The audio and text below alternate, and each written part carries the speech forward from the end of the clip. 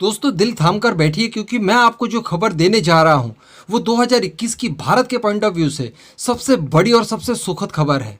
जी हाँ, देखिए दोस्तों, अभी मैंने कुछ ही दिन पहले आपको एक वीडियो बनाकर बताया था कि भारत एसएसएन के लिए यानी न्यूक्लियर अटैक सबमरीन्स के लिए फ्रांस के साथ कोई डील कर सकता है। फ्रांस के पास ये टेक्नोलॉजी है और भारत को अपने प्रोजेक्ट 75 अल्फा के तहत 3+3 करके 6 सबमरीन्स चाहिए एसएसएन की, जिसके लिए भारत ने बजट रखा है $17 बिलियन। तो ऐसी परिस्थिति में भारत की डील फ्रांस से लगभग तय लग रही है। फ्रांस से क्यों? क्योंकि फ्रांस से पहले सबमरीन्स की डील हुई थी ऑस्ट्रेलिया के साथ, लेकिन फिर बाद में ऑस्ट्रेलिया ने फ्रांस को धोखा देते हुए ये डील कर ली यूएस और यूके से, साथ में एक सिक्योरिटी पैक्ट साइन कर लिया ऑकस नाम से। अब दोस्तों ऐसी परिस्थिति में फ्रांस काफी परेशान हो गया था, फ्रांस को बहुत नुकसान हुआ था और भारत ने इस मौके को बुनाते हुए फ्रांस को सपोर्ट किया और फ्रांस के साथ कहीं ना कहीं एसएसएन की डील को लेकर बातचीत शुरू कर दी। अब दोस्तों इस सब को देखते हुए अमेरिका और यूके फिर से परेशान हो गए, क्योंकि मैं यूएस और यूके के बारे में आपको बता दूं, आप भी जानते होंगे कि ये अपने बाप के भी सगे नहीं हो सकते। तो फिर भला फ्रांस को $17 बिलियन का फायदा होते हुए कैसे देख सकते हैं?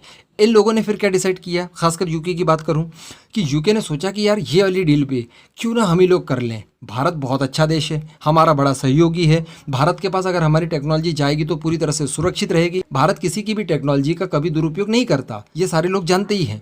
इसलिए यूके अब ये चाहता है कि भारत के साथ एक सिक्योरिटी पैक्ट साइन किया जाए, ठीक वैसा ही जैसे अकुश का हुआ है। मैं आपको बताता हूँ कि हुआ क्या है।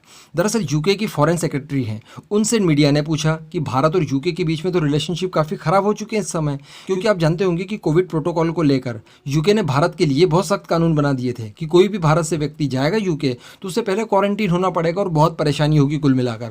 जबकि सभी लोग जानते हैं कि मैक्सिमम भारतीयों को वही वैक्सीन लगी है जो कि यूके में बनी है, यूके के लोगों को भी वही वैक्सीन लगी हुई है, लेकिन फिर भी यूके ने इस तरह का बेतुका नियम निकाल दिया।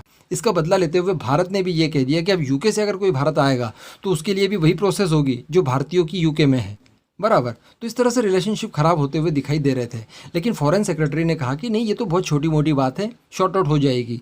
हम तो भारत के साथ एक सिक्योरिटी पैक्ट साइन करना चाहते हैं। जी हाँ, और ये सिक्योरिटी पैक्ट ठीक वैसा ही होगा जैसा अकुश वाला हुआ है।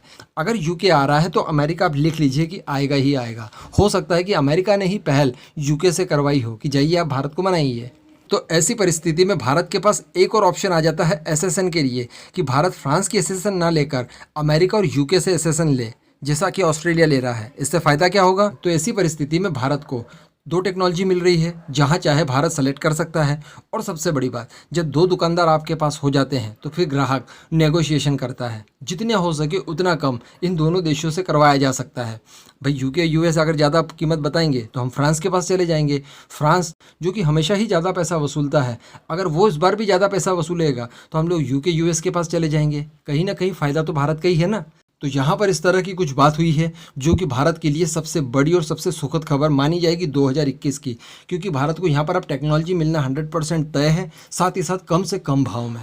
दोस्तों इस पूरे मुद्दे पर आपका क्या मानना है और आपको क्या लगता है किसके साथ डील ज़्यादा बेटर रहेगी, हमारे ऑल वेदर फ्रेंड फ्रांस के साथ या फिर यूके यूएस के साथ? नीचे कमेंट ज़रूर करिएगा।